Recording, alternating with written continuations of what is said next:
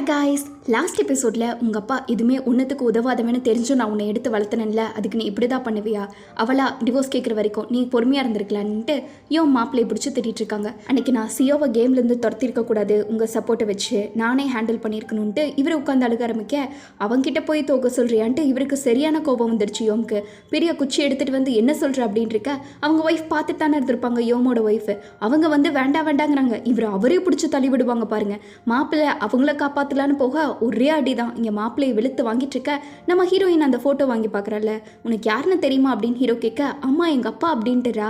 இங்கே நம்ம ஹீரோக்கா உயிரே இல்லை, அப்படியே கண்ணில் அழுகையை வச்சுட்டு நம்ம ஹீரோயினை மெதுவாக பார்த்துக்கிட்டு இருக்க. அவள் பார்த்தீங்கன்னா நான் இதை ஃபோட்டோவை இப்போ தான் பார்க்குறேன் அப்படின்ட்டு ஃபோனில் ஃபோட்டோவும் எடுத்து வச்சுக்கிறா. ஆனால் இந்த குழந்தை பார்க்க என்ன மாதிரி இல்லைல்ல அப்படிங்கிறாங்க. மேபி இது வேறு யாராச்சும் இருந்திருக்கும் அப்படின்ட்டு சொல்ல ஹீரோக்கு கேட்குறாங்க தெரியுமான்ட்டு. எனக்கு எப்படி தெரியும் அப்படின்ட்டு சொல்லிட்டு இருக்காங்க. சரி இது நல்லாயிருக்கு, நான் எனக்கு சென்ட் பண்ணிக்கிறேன் அப்படின்ட்டு இவ கொடுத்துட்ருக்க. நம்ம ஹீரோவால் மெல்லவும் முடியல, முழுங்கவும் முடியல. ஆனால் நீ எப்படி இந்த ஃபோட்டோ எடுத்தேன்னு என்கிட்ட சொல்ல மாட்டியா என்னென்னு கேட்க, அப்போ தான் நம்ம ஹீரோ சொல்கிறாங்க, இந்த மாதிரி யோமை பற்றி ஒரு பேக்ரவுண்ட் செக் பண்ணேன், அவனோட கனெக்ஷன்லாம் தேடி பார்த்துட்டு இருந்தேன், அப்போ இந்த ஃபோட்டோ மாட்டுச்சுன்ட்டு யோமையும் பிரசிடென்ட்டையும் ஓகேன்றக்காக எடுத்தேன்னு சொல்ல, அப்படியா சரி சரி அப்படிங்கிற மாதிரி நம்ம ஹீரோயின் சொல்கிறாங்க. ஆமாம் அதுக்கு தான் எடுத்தேன்ட்டு ஹீரோ சொல்லிட்டுருக்க.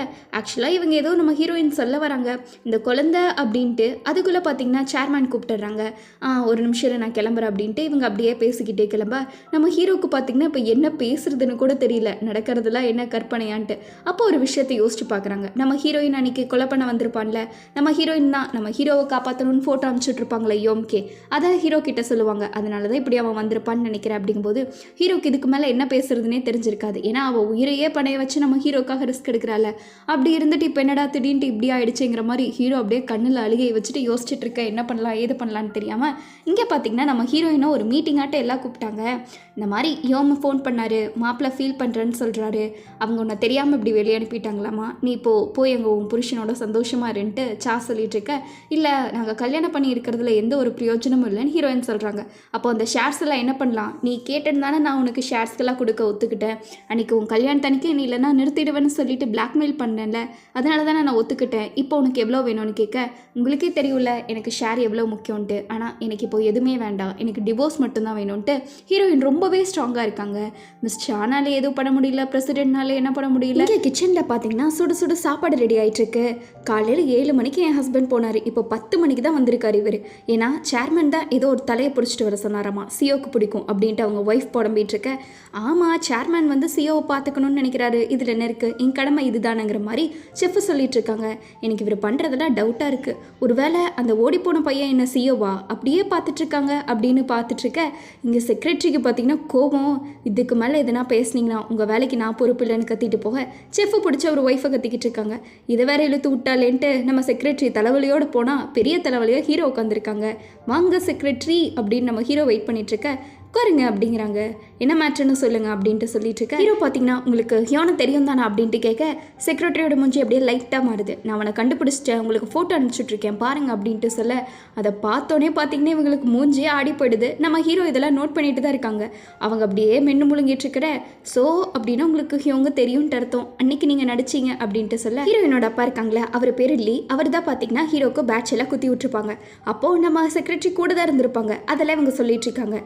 சேர்மேனுக்கு கூட ஓடி போன ஹியோங்க ஞாபகம் இருக்குது, ஆனால் உங்களுக்கு ஞாபகம் இல்லை அப்படி தானே அப்படின்னு கேட்க, மிஸ் சாக் இதெல்லாம் தெரியுமான்னு கேட்குறாங்க. இல்லை அவங்களுக்கும் இதுக்கும் சம்மந்தமே இருக்காது, அந்த பையன் பேரை கூட தெரியாதுன்ட்டுறாங்க.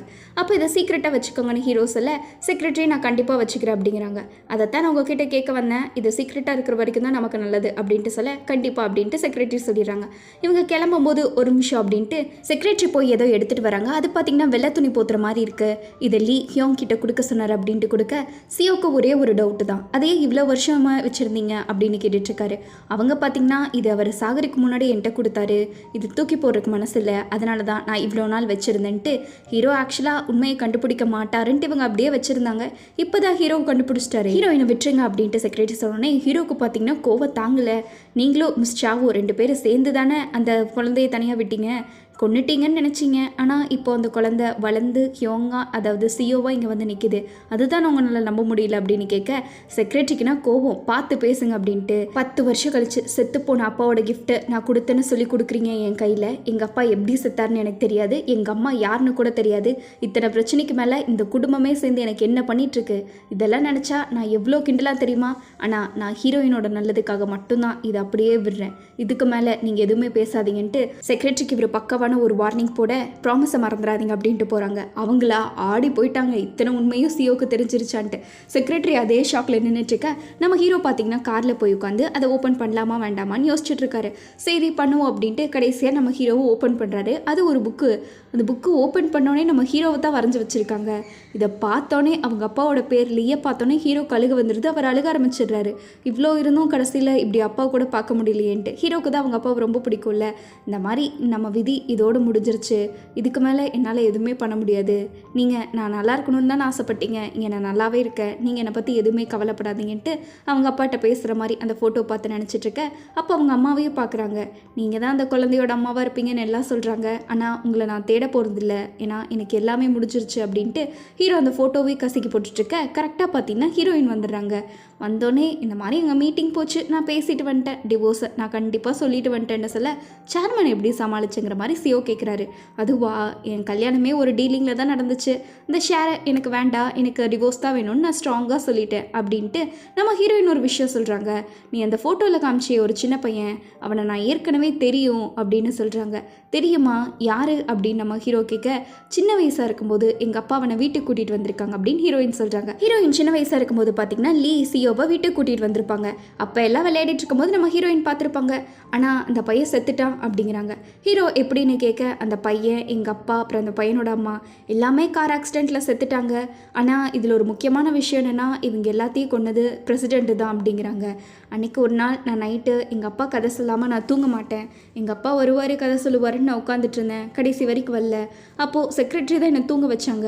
அப்போ அவங்க பேசினது நான் கேட்டேன். எங்கள் அம்மா சொன்னாங்க, ஒருவேளை என் ஹஸ்பண்டு அந்த பையன் அவங்க அம்மா எல்லாம் செத்தா நல்லாயிருக்கும்னு நான் சொன்னேன். நிஜமாலுமே பிரசிடெண்ட் அவங்கள கொண்டுட்டாங்க அப்படின்ட்டு உட்காந்து அழுதுட்டு இருந்தாங்க. ஆனால் ஆக்சுவலாக எனக்கு கேட்டு ரொம்ப பயமாயிடுச்சு. அதை முழிச்சு என்ன பேசுகிறாங்கன்ட்டு நான் கேட்குற கூட எனக்கு தைரியம் இல்லை. அதனால் நான் அப்படியே தூங்கிட்டேன். கண்டிப்பாக பிரசிடெண்ட்டு தான் அந்த குழந்தைய, எங்கள் அப்பாவை, அந்த பையனோட அம்மாவன்ட்டு எல்லாத்தையும் கொண்டிருக்கான் அப்படிங்கிற மாதிரி நம்ம ஹீரோயின் சொல்லிட்டு இருக்காங்க. ஹீரோக்கா இன்னொரு ட்விஸ்ட்டு வேறு, இதை ஜீர்ணிக்க முடியல, இப்போ தாண்டா எங்கள் அப்பாவை நினச்சி அதுக்குள்ளே போட்டானுங்களா அப்படின்ட்டு.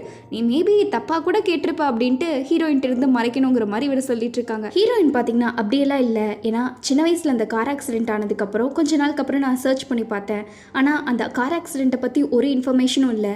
தேசங் எவ்வளோ பெரிய கம்பெனியோட மருமக இறந்துட்டான், ஆனால் அதை பற்றி எந்த இன்ஃபர்மேஷனும் இல்லை அப்படின்ட்டு ஹீரோயின் சொல்ல ஹீரோக்கு ஒரு அழைப்பு வருது. யார், சேர்மேன் கிட்ட இருந்து. நம்ம ஹீரோ வந்து பார்த்தா அந்த இடத்துல பிரசிடெண்ட் உட்காந்துருக்கான். நம்ம ஹீரோயின் சொன்னது எல்லாமே ஹீரோக்கு ஏறுது. அவன் இத்தனைக்கும் அவங்க அப்பாவை கொண்டு ஹீரோவை எவ்வளோ டைம் கொலை பண்ண முயற்சி பண்ணிட்டு எல்லாமே பண்ணியிருப்பான்ல. எல்லாம் ஃப்ளாஷாக இவன் சேர்மேன் சொல்ல ஹீரோ பாட்டுக்கு ஓடிடுறாங்க. அங்கே சேர்மேன் இன்னும் இவன் சொல்கிறத கேட்கவே மாட்டேறான்னு இருக்க மேடம் பைக் கூட ஹீரோ எங்கேயோ போயிட்டுருக்காரு. எங்கன்னு பார்த்தீங்கன்னா ஹீரோ ஃபஸ்ட்டு எங்கள் சிஸ்டரையும் அவங்க அம்மாவையும் மீட் பண்ணியிருப்பாங்க அப்படின்னு கேட்டிருப்பாங்க. எனக்கு தெரிஞ்சு உங்கள் வீடு அதுதான் இருக்கும், உங்கள் அம்மா அப்படி தான் சொன்னாங்கன்னு நினைக்கிறேன் அப்படின்ட்டு சொல்ல ஹீரோக்கு பார்த்தீங்கன்னா அந்த சின்ன பையன் இருக்கான்ல, அவன் அப்படியே மெதுவாக நடந்து வர மாதிரி இருக்கும். அதாவது ஹீரோவோட சின்ன வயசு பையன். அவன் பார்த்தீங்கன்னா நம்ம சிஸ்டர் ஓரமாக இருக்கிறத பார்த்துட்டு அவங்க கிட்ட போய் பேசுகிறான். நம்ம சிஸ்டராக அவ்வளோ சோகமாக உட்காந்துட்டு இருக்காங்க. எனக்கு பசிக்குது, கொஞ்சம் சாப்பாடு கொடுங்க அப்படின்னு கேட்க, யாரா அந்த பையங்கிற மாதிரி நம்ம சிஸ்டர் கொஞ்சம் பயந்து போய் அப்படியே சைலண்ட்டாக பார்த்துட்டு இருப்பாங்க. அட வா அப்படின்ட்டு இவர் பாட்டுக்கு பார்த்தீங்கன்னா கையை பிடிச்சி சிஸ்டர் அவர் வீட்டுக்குள்ளேயே கொண்டு போயிருப்பாரு. இன்னும் சுட்டித்தனம் பாருங்க நம்ம ஹீரோக்கு. நீ நைட்டு அவ்வளோ தூரம் நடந்து வந்த, நீ எங்கேருந்து வந்தன்னு கூட அவங்களுக்கு தெரியாதுன்ட்டு நம்ம மேடம் போய் சொல்ல, சிஸ்டரும் அம்மாவும் ஃபஸ்ட்டு என்னை பற்றி என்ன நினச்சாங்க அப்படின்னு கேட்குறாங்க. அவங்க 2 பேரும் நீ உயிரை காப்பாற்றுனேன்னு நினச்சாங்க. ஏன்னா நம்ம சிஸ்டரோட அம்மா இருக்காங்களே, அவங்க தான் ஃபினான்ஷியலாக ரொம்ப ஸ்ட்ரகிள் ஆகிட்டு இருந்தாங்களே, அவங்க அம்மாவும் இறந்துருப்பாங்க. கடைசியில் சிஸ்டரையும் வச்சுட்டு எமோஷ்னலாக சப்போர்ட்டும் இல்லாமல் இருக்கிறங்காட்டி அவங்க டேப்லெட் சாப்பிட்டு சாகலாம் அப்படின்ட்டு தூக்கு மாதிரி எடுத்து வச்சு உட்காந்துட்டு இருந்தாங்களாமா. அப்போ சிஸ்டரும் நம்ம ஹீரோவும் போய் சாப்பாடு நல்லதுங்காட்டி அவங்க மனசு மாதிரி ஹோட்டலுக்கு கூட்டிகிட்டு போய் சாப்பாடு போட்டாங்களாமா. இதைத்தான் அவங்க சொல்லிட்டு இருக்காங்க. நம்ம ஹீரோ அதை நினச்சி பார்க்குறாங்க. அவருக்கு ஞாபகம் வருது, ஆக்சுவலாக இவங்கெல்லாம் சாப்பிட்ருக்கும் போது இந்த பேட்ச் தான் ஹீரோ குத்திருப்பார்ல அதை காமிச்சிட்டு இருப்பாங்க. சரி உன் பேர் என்னப்பா அப்படின்ட்டு சிஸ்டரோட அம்மா கேட்க ஹீரோக்கு பார்த்தீங்கன்னா ஹியோன் அப்படின்னு சொல்ல, இல்லை உங்களுக்கு சியோ தானமாக பிடிக்கும் அதனால சியோவே வச்சுக்கலான்னு சிஸ்டர் சொல்லியிருப்பாங்க. ஹீரோக்கு அவர் வயசு கூட தெரிஞ்சிருக்காது. சரி உங்கள் அம்மா யாருப்பா அப்படின்ட்டு அவங்க கேட்க நீங்கள் தான் அப்படின்னு சொல்லியிருப்பாங்க. அதுக்கப்புறம் 3 பேர் ஃபேமிலியாக தான் வளர்ந்துருப்பாங்க. நம்ம ஹீரோ பார்த்தீங்கன்னா இந்த கார் ஆக்சிடென்ட் நடந்திருக்கும், ஹீரோயின் கூட எதுலேயுமே இருக்காதுன்னு சொல்லியிருப்பால, அதை ஹேக்கர் அக்கா வச்சு அப்படியே கிளியர் பண்ணிக்கிட்டு இருக்காங்க. ஆமாம் ஒரு ஆக்சிடென்ட் கூட இல்லை, மேபி இது எல்லாமே ஒரு பிளான்டாக தான் இருக்கும் அப்படின்ட்டு எல்லாமே சொல்லியிருக்காங்க. லோக்கல் நியூஸ் பேப்பரில் கூட செக் பண்ணி பார்க்கலாங்கிற மாதிரி ஹீரோ சொல்கிறாங்க. அதுதான் கரெக்டு போல் அப்படின்ட்டு தோஸ்து இவங்களாம் ஏதோ பெரிய வேலை பார்த்துருக்காங்க போலங்கிற மாதிரி பேசிகிட்டு இருக்க, இதெல்லாம் கிண்டுனா ஹீரோயின் தான் எஃபெக்ட் ஆவா, அப்படியே விட்டுடலாமா பேசாமல், உங்கள் 2 பேரும் கூட நல்லா இருப்பீங்கன்ட்டு ஹேக்கர் அக்கா சொல்ல, ஹீரோ முடியாது இப்போ நான் எல்லாத்தையும் தெரிஞ்சே ஆகணும் அப்படின்னு சொல்லிட்டு இருக்க, பிரசிடென்ட் பார்த்தீங்கன்னா யோமா மீட் பண்ண வந்திருக்கான். ஏன்னா யோம் பார்த்தீங்கன்னா உனக்கு ஒரு புது ஆளை இன்ட்ரோ கொடுக்க போகிறேன், பார்த்தா நீ ஷாக் ஆகிடுவேன்ட்டு சொல்ல, சரி கதவு தர அப்படிங்கிற மாதிரி யோம் பாடி கார்ட் கிட்ட சொல்லிட்டு இருக்காங்க. அப்போ ஓப்பன் பண்ணி பிரசிடென்ட் உள்ளே பார்த்தா தான் தெரியுது நம்ம ஜிசங் இருக்கான்ல அவங்கம்மா உட்காந்துட்டு இருக்காங்க. இதை பார்த்து என்னடா இதுன்னு நம்ம ஷாக் ஆகிறத விட பிரசிடென்ட் டபுள் மடங்காக ஷாக் ஆகிட்டு இருக்காங்க. எல்லாத்தையும் பண்ணிட்டு யோம் வழக்கம் போல் சைலண்ட்டாக உட்காந்துட்டு இருக்க, சித்தி பார்த்தீங்கன்னா அப்பா எங்கே இருக்கீங்க, என்னை எதுக்கு தனியாக வர சொன்னீங்கிற மாதிரி பேசிகிட்டு இருக்காங்க. அவங்க பாட்டுக்கு அந்த ரூமில் ஓப்பனாக இருக்க போக அங்கே சியோ வராரு. சியோ பார்த்தோன்னே தான் சித்தி அப்படியே ஒரு நடிப்பு போடுவாங்க பாருங்க, ஓ இதுதான் அந்த ரூமா, இதுதான் அந்த பணம் இருக்க ரூம்னு சொல்லுவாங்களா அப்படின்ட்டு சொல்ல, ஹீரோவும் ஆமாம் வந்து பாருங்க அப்படிங்கிற மாதிரி உனக்கு அடி எதுவும் தெரியாதுன்னு நினச்சிட்டு பார்த்துட்டு இருக்காங்க. சித்தி உள்ளே வந்தோடனே ஓ இதில் என்ன டாலர் பணமாக இருக்குது, இது நான் பார்த்ததே இல்லையே அப்படின்னு வாயை பொலன்னு பொலந்து பேசிகிட்டு இருக்காங்க. ஒரு இடத்துக்கு போனோடனே சித்தியோட ரியாக்ஷனே மாறிடுது. ஏன்னா ஹீரோ பார்த்தீங்கன்னா ப்ளூ லைட் இருக்குல்ல அதை யூஸ் பண்ணி சித்தியோட ஃபிங்கர் பிரிண்ட்டை காட்டுறாங்க. ஆக்சுவலாக சித்தி முன்னாடியே வந்து பணம் எடுக்க ட்ரை பண்ணியிருப்பாங்கள்ல, அது ஹீரோக்கு எப்படியோ தெரிஞ்சிருச்சு, என்னோட ஃபிங்கர் பிரிண்ட்ஸ் எல்லாம் கண்டிப்பாக இருக்காதுல்ல அப்படின்னு கேட்க, ஹீரோவும் ஆமாம் அப்படிங்கிறாங்க. எங்கள் அப்பாட்ட சொல்லிட்டியா அப்படின்னு கேட்க, சொன்னால் நான் செத்தே போயிடுவேன் எங்கள் அப்பா கிட்ட அப்படின்ட்டு இருக்காங்க. அப்படின்னா அதுக்கு ஒரு கண்டிஷன் இருக்குங்கிற மாதிரி ஹீரோ வேற ஏதோ பிளான் பண்ணிட்டு இருக்க, மிஸ் சாக்கு பார்த்தீங்கன்னா நம்ம ஹீரோ ஜிசங்க பார்க்க போயிருப்பாங்க, அவங்க அம்மா கூட எல்லாம் க்ளோஸாக இருந்திருப்பாங்களே, அதுவே மண்டக்குள்ளே ஓடிக்கிட்டு இருக்கு. எப்படியாச்சும் அவன் இங்கே கொண்டு வந்துட்டானா தேசங்கோட நிலைமை என்ன ஆகுங்கிற மாதிரி யோசிச்சுட்டு இருக்க, தேசங் பார்த்தீங்கன்னா இந்த மாதிரி தாத்தா கூப்பிட்டாருன்ட்டு கூப்பிடுறாங்க. அங்கே பார்த்தீங்கன்னா குடும்பமே உட்காந்துட்டு இருக்கு. சேர்மேன் பார்த்தீங்கன்னா இந்த டீ ரொம்பவே ஸ்பெஷல், இது நான் காலையிலேருந்து கஷ்டப்பட்டு ப்ரிப்பேர் பண்ண சொன்னேன்ட்டு அப்படி இப்படின்ட்டு அந்த டீயை பற்றி சம்மந்தமே எல்லாம் புகழ்ந்துட்டு, தேசங் நீ எப்படி படிச்சுட்டு இருக்கேன்னு கேட்க, அவனும் நல்லா தான் போயிட்டுருக்கு அப்படிங்கிற மாதிரி சொல்லிட்டு இருக்கான். சேர்மேன்லாம் பேசுகிறத பார்த்து மிஸ் சா பார்த்தீங்கன்னா செக்ரட்டரியை கூப்பிட்டு இந்த டீயை எடுத்துகிட்டு போங்க அப்படின்ட்டுறாங்க.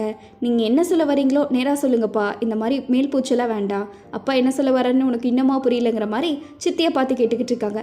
எதாக இருந்தாலும் நீங்கள் டேரெக்டாக சொல்லுங்கள், எனக்கு எந்த பிரச்சனையும் இல்லைங்கிற மாதிரி மிஸ் சா ஸ்ட்ரிக்டாக சொல்ல, சேர்மேன் சரி என் பொண்ணே கேட்டுறா நான் சொல்கிறேன் அப்படின்ட்டு, அன்றைக்கி என்னை ட்ராப் பண்ண வந்தான்ல அது வேறு யாருமே இல்லை என் பையன்தான் அப்படின்ட்டு சொல்லிடுறாங்க.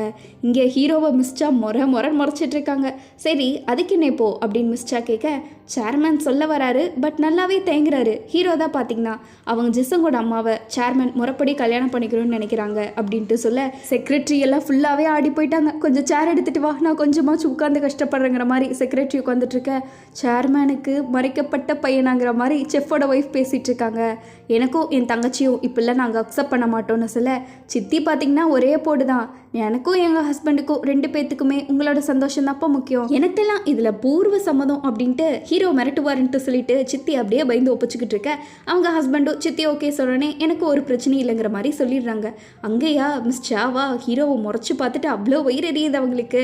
உடனே அவங்க கேட்குறாங்க, அந்த பொம்பளை உங்களுக்கு இந்த மாதிரி மறந்துடுவீங்கன்னு தெரிஞ்சு உங்களை கல்யாணம் பண்ணுறேன்னா அதுக்கு என்ன காரணம்னு கேட்க, பணம் தான், அவளோட பையனுக்காகவும் என் பையனுக்காகவும் அதில் ஒன்றும் தப்பில்லையங்கிற மாதிரி சேர்மன் ஓப்பனாக சொல்லிடுறாங்க. சரி இப்போ என்னோட மருமகனோட ஒப்பீனியன் கேட்கலான்ட்டு பிரசிடென்ட்டு கிட்ட கேட்டு, அவரை ஆல்ரெடி ஹீரோ மிரட்டி வச்சிருப்பார்ல, இனிமேல் எதனா ஒரு சுச்சுவேஷனில் நான் யூஸ் பண்ணுவேன் உங்களை அப்படின்ட்டு அவரும் பார்த்தீங்கன்னா ஹீரோவுக்கு பயந்து ஓகே சொல்ல, மிஸ் சாவா பைத்தியம் பிடிச்சி ரூம்குள்ளே ஓடிக்கிட்டு இருக்காங்க. ஹீரோ பார்த்தீங்கன்னா முதலையே சேர்மேன் கிட்ட சொல்லியிருப்பாரு, முன்னேற்பாடெல்லாம் உங்களுக்கு நான் கண்டிப்பாக பண்ணி வச்சிருப்பேன் அப்படின்ட்டு, சொன்னதை செஞ்சுட்டான் பாரு அப்படிங்கிற மாதிரி சேர்மேன் பார்த்துக்கிட்டு இருக்க, அங்கே ஹீரோயின் பார்த்தீங்கன்னா எனக்கு என்னோட ஷேர் கிடைச்சதுன்னா உங்களுக்கு நான் சப்போர்ட் பண்ணுறங்கிற மாதிரி இவ ஷேர்லேயே குறியா இருக்கா. இங்கே தேசங் எனக்கு இதில் பிடிக்கல, நீங்கள் பண்ணது எனக்கு இஷ்டம் இல்லைங்கிற மாதிரி அவன் பேசிட்டு போயிடுறான். நம்ம ஹீரோயின் அப்படியே ஸ்லோ ஸ்லோவாக ஹீரோவை பார்த்துட்ருக்க இங்கே தான் மிஸ்சாவை காட்டுறாங்க. ரூமுக்கு வந்தோடனே அவங்க எதையோ தேடிட்டு இருக்காங்க. என்னென்னு பார்த்தா கிளாஸு. நான் அவ்வளோ அனுபவிச்சதுக்கப்புறம் அந்த ஜிசங் என்னோட தம்பியா, அவள் எனக்கு சித்தியாங்கிற மாதிரி மிஸ்சா குடிச்சிட்டு இருக்க. இங்கே ஒரு விஷயத்தை காட்டுறாங்க. செக்ரட்டரி வந்து சைலண்ட்டாக இருந்துட்டு ஒரு விஷயம் சொல்லுவாங்க பாருங்க. அப்படியே செக்ரட்டரி சொல்கிறத மிஸ்சா ஃபாலோ பண்ணிட்டு இருக்காங்க. என்னடா இது நம்ம யோசிச்சுட்டு இருக்க. ஹீரோ பார்த்தீங்கன்னா யோமா பார்க்கலான்னு வந்திருப்பாங்க. அவரோட ஒய்ஃப் தான் இருப்பாங்க. இந்த மாதிரி யோமா வர சொன்னார் அப்படின்னு சொல்ல, அவர் வெளியே போயிருக்காரு, வரக்கு லேட் ஆகும் அப்படின்ட்டு சொல்கிறாங்க. சரி அப்போ நான் இங்கே வெயிட் பண்ணுறேங்கிற மாதிரி ஹீரோ சொல்கிறாங்க. அவங்க பார்த்தீங்கன்னா சரி உள்ளே வாங்க அப்படின்ட்டு சொல்கிறாங்க. யோமோட ஒய்ஃப் பார்த்தீங்கன்னா நல்லவங்க தானே. அவங்க பார்த்தீங்கன்னா என்னோட பையனுக்கு அப்படி நடந்ததுக்கப்புறம் என்னால் எப்படி உங்ககிட்ட நார்மலாக பேச முடியும், அதனால தான் நான் இப்படி பேசுகிறேன் அப்படின்ட்டு டீ சாப்பிடலாம் வாங்கங்கிற மாதிரி கூப்பிட்றாங்க. ஹீரோவை பார்த்தீங்கன்னா கூப்பிட்றாங்கன்னு போய் உட்காந்துட்டு இருக்க. அன்னைக்கு என்னோட சமையலை சாப்பிட்டு உங்களுக்கு அப்படி அலர்ஜி ஆயிடுச்சுன்னு நினச்சி நான் பயந்துட்டேன். அதுக்கப்புறம் என் மருமக பார்த்தீங்கன்னா உங்கள் கூட வந்துட்டா, உங்களை பார்க்கணுன்னு டிவோர்ஸ் கேட்குறா. இதெல்லாம் நடந்தால் கூட எனக்கு நீங்கள் எப்படியாச்சும் பொழைச்சா போதுன்ட்டு தான் இருந்துச்சு. என் பையனோட வாழ்க்கையே போனாலும் பரவாயில்லைங்கிற மாதிரி சொல்லிட்டு இருக்க. ஹீரோ எதுவுமே பேசாமல் சைலண்ட்டாக சிரிச்சிட்டு இருக்காங்க. சரி டீ எடுத்து குடிங்க அப்படின்ட்டு இவங்க பார்த்து என்னதான் இருந்தாலும் கவனிச்சுக்கிறாங்க. இவங்க ஹீரோ ஒத்து பார்த்துட்டு இருக்கும்போது ஒரு ஃப்ளாஷ்பேக்கு. ஆக்சுவலாக ஹீரோ சின்ன பையனாக இருப்பான்ல, அப்போது இவங்க கிட்ட விளையாட வந்திருப்பான். அப்போது ஹீரோவோட அம்மா இருப்பாங்களே, ஃபோட்டோ எடுத்திருப்பாங்க அந்த பேட்ச் எல்லாம். சரி வாங்கம்மா போகலாம் அப்படின்ட்டு எல்லாம் பேசிகிட்டு இருக்கும்போது, இந்தா நீ ரொம்ப தேங்க்ஸ் நீங்கள் இன்றைக்கி பார்த்ததுக்கு அப்படின்ட்டு ஹீரோவோட அம்மா சொல்லியிருப்பாங்க. இதில் என்ன இருக்குது, நாளைக்கு வா நான் இந்த ஃபோட்டோ உனக்காக எடுத்து வைக்கிறேங்கிற மாதிரி யோமோட ஒய்ஃப் சொல்லியிருப்பாங்க. ஹீரோ சரி நான் நாளைக்கு வந்து வாங்கிக்கிறேன்னு சொல்லியிருப்பாங்க. இந்த மெயின் ஹவுஸை ஹீரோ பார்த்துட்டே இருக்கும்போது அது நல்லா இருக்குல்ல அப்படின்ட்டு சொல்கிறாங்க. ஹீரோ எனக்கு இங்கே வந்த மாதிரியே ஒரு ஞாபகம் அப்படின்ட்டு சொல்ல, நீங்கள் சின்ன வயசில் இங்கே வந்ததெல்லாம் ஞாபகம் இருக்கா அப்படின்ட்டு யோமோட ஒய்ஃப் உளறிடுறாங்க. ஆக்சுவலாக யோம் பேக்ரவுண்ட் செக் பண்ணும்போதே யோமோட ஒய்ஃப் பார்த்துருப்பாங்களே, பார்த்து இது அந்த பையன் தான் சொல்லியிருப்பாங்க. யோம் மிரட்டியிருப்பான்னு தானே அவங்க அப்படியே பிளேட்டை மாற்றிருப்பாங்க. அதை இவங்க ஞாபகம் வச்சு சொல்லன்ட்டு இவங்க உளரன்ட்டு அதோடு இந்த எபிசோட் முடிக்கிறாங்க. நெக்ஸ்ட் எபிசோடில் தான் கைஸ் ட்விஸ்ட்டுங்கிற பேரில் ஒரு பெரிய சம்பவம் பண்ணி விட்டுருப்பாங்க. நீங்கள் நினச்சி கூட பார்த்துருக்க மாட்டீங்க. அப்படி ஒரு பக்காவான சம்பவம். பார்க்க மறக்காமல் சப்ஸ்கிரைப் பண்ணிக்கோங்க. வீடியோ பிடிச்சிருந்தா லைக் எல்லாம் பண்ணியிருப்பீங்க. இந்த எபிசோடு உங்களுக்கு புரிஞ்சுதா இல்லையான்னு மறக்காமல் கமெண்ட் பண்ணுங்கள். நான் எவ்வளோ தெளிவோ எக்ஸ்பிளைன் பண்ண முடியுமோ அப்படி பண்ணியிருக்கேன். இருந்தும் உங்களுக்கு எதனா புரியலன்னா கமெண்டில் சொல்லுங்கள். அடுத்த எபிசோட் பார்த்து உங்களுக்கு பக்காவான ஒரு ஷாக்கிங் கிளாரிட்டி இருக்கும். அப்போ நெக்ஸ்ட் எபிசோடில் மீட் பண்ணலாம். Bye sweeties.